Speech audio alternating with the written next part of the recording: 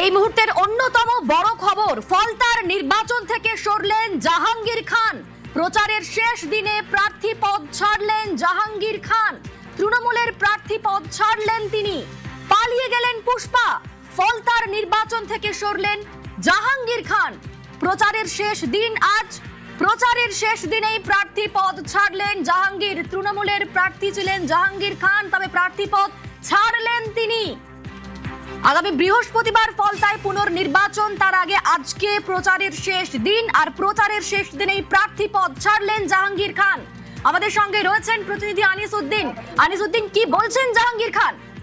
একেবারেই দেখো, আজকের যে ফলতা বিধানসভার পুনর্নির্বাচন রয়েছে সেখানে আজকে প্রচারের শেষ দিন, এবং এই শেষ দিনে কিন্তু তুমি জানো ফলতা জুড়ে মুখ্যমন্ত্রী তিনি প্রচার থাকছেন, এবং তার মাঝেই একেবারে তৃণমূল কংগ্রেসের প্রার্থী জাহাঙ্গীর খান তার সিদ্ধান্ত তিনি জানালেন যে তিনি একেবারেই মুখ্যমন্ত্রী শুভেন্দু অধিকারী তিনি বলেছেন ফলতার জন্য স্পেশাল প্যাকেজ ঘোষণা করেছেন। তাই তিনি ফলতার ভূমিপুত্র, তিনি চান যে ফলতায় সোনার বাংলা হোক, ফলতার সোনার পুড়ে যাক। সেজন্যই তিনি তার এই নির্বাচনী প্রতিদ্বন্দ্বিতা থেকে তিনি সরিয়ে নিলেন, এমনটাই কিন্তু তিনি জানিয়েছেন। একেবারে কি বলেছেন শোনাবো, জাহাঙ্গীর খান কি বলেছেন শোনাবো। সোনার ফলতা হোক, এটাই আমার স্বপ্ন ছিল। সম্মানীয় মুখ্যমন্ত্রী ফলতা উন্নয়নের জন্য স্পেশাল প্যাকেজ দিচ্ছে, সেই জন্য আমি আগামী 21শে মে যে রিপোল আছে, সেই রিপোলের কন্টেস্ট থেকে আমি নিজেকে দূরে সরিয়ে দিলাম। এই মুহূর্তের অন্যতম বড় খবর, ফলতার নির্বাচন থেকে সরলেন জাহাঙ্গীর খান। প্রচারের শেষ দিনে প্রার্থী পদ ছাড়লেন তিনি। তৃণমূলের প্রার্থী পদ ছাড়লেন জাহাঙ্গীর খান। আমাদের সঙ্গে সরাসরি রয়েছেন প্রতিনিধি ইরন। ইরন, একেবারে নির্বাচনের এই থেকে পালিয়ে গেলেন পুষ্পা, ফলতার নির্বাচন থেকে সরে গেলেন জাহাঙ্গীর খান, কি বলছেন তিনি, কেন তার এই সিদ্ধান্ত? একদমই দেখো, ফলতা নির্বাচনের কয়েক ঘন্টা বাকি, নির্বাচনী প্রচার শেষ হতে আর ঘন্টা তিনেক বাকি। তার আগে তৃণমূল কংগ্রেস প্রার্থী জাহাঙ্গীর তিনি ঘোষণা করলেন তিনি এই নির্বাচন থেকে নিজেকে সরিয়ে নিচ্ছেন, নিজেকে উইথড্র করে নিচ্ছেন। কেন উইথড্র করছে তার কোনো কারণ নেই। তিনি বলছেন যে মুখ্যমন্ত্রী শুভেন্দু অধিকারী সোনার বাংলা গড়বেন, সোনার ফলতা গড়বেন, এই প্রতিশ্রুতি তিনি দেখেছেন, এবং সেই কারণে তার মনে হয়েছে তিনি সরে যাবেন। কিন্তু এটা কি তার নিজের সিদ্ধান্ত না দলীয় সিদ্ধান্ত? কোনো উত্তর নেই। গত 29 তারিখ কি ঘটেছিল, কেন বারবার এই তৎকালীন বিরোধী যারা বর্তমানে শাসক অভিযোগ করেছিলেন যে তাদের নামের ওপর একের পর এক টেপ লাগানো, আতর লাগানো, তারও উত্তর তিনি দিতে নারাজ। তিনি এলেন এবং এই মুহূর্তে তিনি জাহাঙ্গীর খান তার যে বাড়ি তাতে আমরা রয়েছি, এই ঘরে তিনি রয়েছেন। তিনি সংবাদ মাধ্যমের সঙ্গে আলাদা করে আর কিছু কথা বলতে চান না, আমরা চেষ্টা করবো। তবে তার আগে বলি যে জাহাঙ্গীর খান তৃণমূল প্রার্থী, তিনি এসে ঘোষণা করেছেন তিনি আসন্ন ফলতার যে পোলিং রয়েছে গত 29 তারিখ ফলতায় একাধিক বেনিয়মের অভিযোগ নির্বাচন কমিশন পায়, এবং তারপর উল্লেখযোগ্যভাবে মনোনয়ন প্রত্যাহারের সময় তো এখন পেরিয়ে গিয়েছে, মানে ইভিএম এ তো নাম থাকবে জাহাঙ্গীর খানে, তাহলে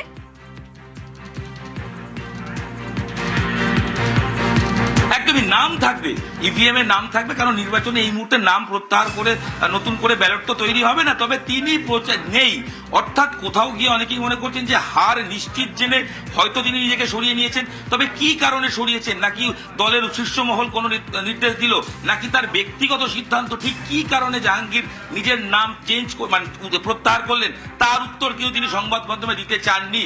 তিনি জোরহাত করে তিনি বলেছেন তার বক্তব্য একটাই যে আমি নাম প্রত্যাহার করছি। একাধিক প্রশ্ন আমাদের ছিল গত 29 এপ্রিল আপনি তাহলে এই যে ভোটের নামে বিশৃঙ্খলা হলো, মানুষ ভোট দিতে পারলেন না, তার দায় কার? তিনি বলেছেন তিনি জানেনই না গত 29 তারিখ এইভাবে একের পর এক ভোটের ক্ষেত্রে, ইভিএম এর ক্ষেত্রে টেপ লাগিয়ে দেওয়া হয়েছে, আতর লাগিয়ে দেওয়া হয়েছে, এটা তিনি জানতেনই না। তিনি বলছেন তার জানা নেই, এবং এটা অদ্ভুত যুক্তি তিনি দিলেন, তিনি জানতেন না। তিনি এখানকার প্রার্থী, লোকে বলতো ফলতার তিনি বেতাস বাদশা, সেই জাহাঙ্গীর তিনি জানতেনই না গত 29 তারিখ এখানে কি করে ভোট হয়েছে। এবং তিনি তার সরকার পরিবর্তনের পর যখন পোলিং হচ্ছেন, তিনি সেই সময় এসে ঘোষণা করছেন যে তিনি প্রার্থী হিসেবে সরিয়ে নিচ্ছেন। কেন? কোনো যুক্তি নেই। আমি কথা বলার চেষ্টা করবো। জাহাঙ্গীর বাবু আপনি আছেন? জাহাঙ্গীর বাবু, আমরা জাহাঙ্গীর বাবু এখানে রয়েছেন, মানে প্রার্থী ফলতার তিনি এই মুহূর্তে এই ঘরে রয়েছেন, তিনি ভেতর থেকে লক রয়েছে। আমি চেষ্টা করবো যে তার সঙ্গে কথা বলা যায়। জাহাঙ্গীর বাবু, একটু কথা বলা যাবে? জাহাঙ্গীর বাবু একটু কথা বলতাম। নিউজ 18 বাংলা থেকে আমি ইরন রয়েছি। জাহাঙ্গীর বাবু, না কোনো প্রতি উত্তর নেই ভেতর থেকে, কিন্তু প্রেস মিট করার পর তিনি জাহাঙ্গীর যে প্রার্থী তিনি এই ভেতরেই রুমে রয়েছেন, এখন লক রয়েছে ভেতর থেকে, এই মুহূর্তে তিনি ভেতরেই রয়েছেন, কিন্তু কোন রকম কথা বলতে নারাজ। তার ঘরের সামনেই আমরা দাঁড়িয়ে রয়েছি এবং তিনি স্পষ্ট করে বলে গেছেন তিনি নিজেকে সরিয়ে নিচ্ছেন। কি কারণে? কোনো কারণ নেই বা কোনো যুক্তি তিনি দেননি। দ্বিতীয়, গত 29 তারিখ ঘটনার দায় তার কার তিনি বলছেন তিনি জানেন না। কোনো মহলের নির্দেশ কিনা তিনি জানেন না। তিনি বলছেন অনেক প্রশ্নের উত্তর দিয়েছি, আর প্রশ্নের উত্তর দিতে পারবো না। কিন্তু প্রশ্ন মানুষের রয়েছে যে এই দীর্ঘদিন ধরে ফলতার ক্ষেত্রে বলা হতো ফলতা যেন পশ্চিমবঙ্গের ঠিক বাইরের একটা জায়গা, যেখানে প্রবেশ করতে গেলে পারমিশন নিতে হয়, যেখানকার মানুষ ভোট দেওয়ার ক্ষেত্রে ভয় দিতে পারেন না। একাধিক অভিযোগ বিভিন্ন সময় আসতো। সেই অভিযোগের পরিপ্রেক্ষিতে, অভিযোগগুলোর পরিপ্রেক্ষিতে কোনো উত্তর তৃণমূল প্রার্থী দিতে নারাজ। তিনি উত্তর দিতেই চান না। তিনি তো নিজে প্রার্থী হিসেবে নিজেকে সরিয়ে নিচ্ছেন, অর্থাৎ ভোটের আগে নিশ্চিত হার জেনেই হয়তো তিনি নিজেকে সরিয়ে নিলেন। কিন্তু একেবারে ইরন সঙ্গে থাকো, জাহাঙ্গীর খান কি বলছেন তার বক্তব্য শোনাবো।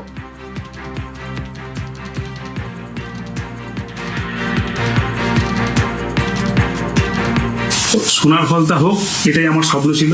সম্মানীয় মুখ্যমন্ত্রী ফলতা উন্নয়নের জন্য স্পেশাল প্যাকেজ দিচ্ছে।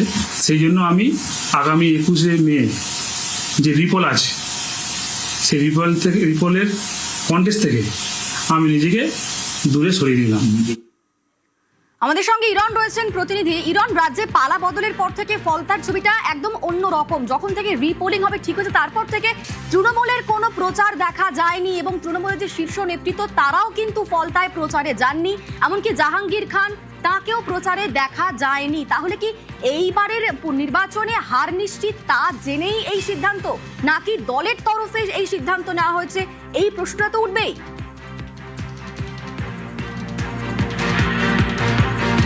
দেখো, জাহাঙ্গীর কি কারণে নিজের নাম প্রত্যাহার করলেন স্পষ্ট করে নিজেই বলতে পারেননি। আমতা আমতা করে উত্তর দিয়েছেন। তার উত্তর হচ্ছে ফলতা হবে, এই প্রতিশ্রুতি তিনি শুনেছেন মুখ্যমন্ত্রী শুভেন্দু অধিকারীর থেকে। তাই সেটা শোনার পর তিনি চান ফলতার মানুষ ভালো থাকুক, তাই তিনি নাম প্রত্যাহার করছেন।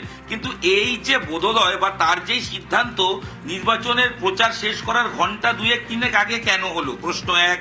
প্রশ্ন 2, গত 29 তারিখ অর্থাৎ ভোটের দ্বিতীয় দফায় যে ঘটনা ঘটেছিল, যেভাবে একাধিক বুথে 21% বেশি বুথে যেখানে ভোট যারা দিয়েছেন ইভিএম এ, সেখানে বিরোধী প্রার্থীদের নামের ওপর সেলুটেপ লাগানো, কোথায় আতর দেওয়া, কোথায় কালি লাগিয়ে দেওয়া, অর্থাৎ বিরোধীরা যাতে ভোট না পায়, সেই একের পর এক ঘটনা ঘটিয়েছিল কারা? এই প্রশ্ন আসবে। অভিযোগ ছিল জাহাঙ্গীরের বিরুদ্ধে। জাহাঙ্গীর বলছেন তিনি জানেনই না, একজন প্রার্থী তিনি জানেন না, তার শুধু চিহ্ন রইল, বিরোধী কোনো চিহ্ন থাকলো না। কি করে? প্রশ্ন 2। প্রশ্ন 3, গত 29 তারিখের পর গত 4 তারিখ যখন বাংলায় সরকার পরিবর্তন হয়, পালা পরিবর্তন হয়, সেই সময়ে তখন পর থেকে জাহাঙ্গীরকে আর দেখা যায়নি। তিনি প্রচারে বেরোননি, বাড়িতেই ছিলেন।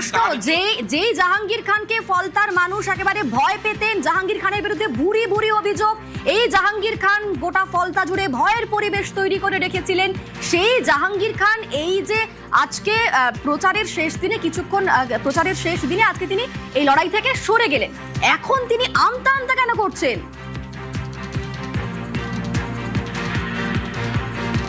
এটাই তো প্রশ্ন।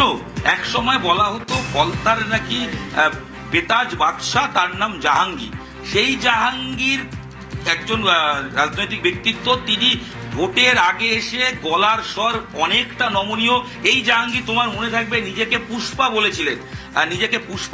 29 তারিখ ভোটের আগে যখন প্রচার হয়, তিনি বলেছিলেন, তিনি কিন্তু যখন একজন ভিন রাজ্যের একজন পুলিশ অবজারভার এসেছিলেন, সেই অজয় পাল শর্মা, সেই মুহূর্তে তিনি বলেছিলেন সে যদি সিঙ্গম হয়, সিনেমার ডায়লগে নিজেকে পুষ্পা বলেছিলেন। সেই পুষ্পা নাকি কোনোদিনও ঝোঁকেন না, মানে মাথা নিচু করেন না, কার্যত মাথা নিচু করে জাহাঙ্গীরকে এই রিপোলের আগে নিজেকে সরিয়ে নিতে হলো। কারণ তার কাছে জানা নেই, তিনি আমতা আমতা করছেন। অনেকেই মনে করছেন হয়তো নিশ্চিত হার জেনে, কিন্তু হঠাৎ এই এত আগে কেন? তাহলে কি দলের কোনো সাহায্য পাচ্ছেন না? তিনি কি দলের কাছে অ্যাপ্রোচ করেছিলেন? কোনো প্রশ্নের উত্তর তিনি দিতে চাননি। নিউজ 18 বাংলার পক্ষ থেকে আমি এবং আমার আরেক সহকর্মী আনিস একাধিকবার প্রশ্ন করেছি যে 29 তারিখ ঘটনার দায় কার নির্দেশে আপনি করেছিলেন? আপনি নিজে নির্দেশ দিয়েছিলেন, কেন আবার বিফল হতে হচ্ছে? কোনো প্রশ্নের উত্তর তার কাছে নেই। তিনি শুধু বলেছেন যে অভিযোগ শুনেছেন, কিন্তু তিনি কিছু জানেন না। অদ্ভুত ভাবে যে ফলতায় সংবাদ মাধ্যমের এক সময় ঢুকতে গেলে পারমিশন প্রয়োজন হতো, জাহাঙ্গীরে শোনা যায় যে এখানকার স্থানীয় সংবাদ মাধ্যম বা সাংবাদিকরা বলেন যে ফলতায় কাজ করতে গেলে আগে পারমিশন নিতে হবে। সেই কার নিতে হবে? সেই জাহাঙ্গীর। একেবারে ইরম, তোমার কাছে আবারও আসবো।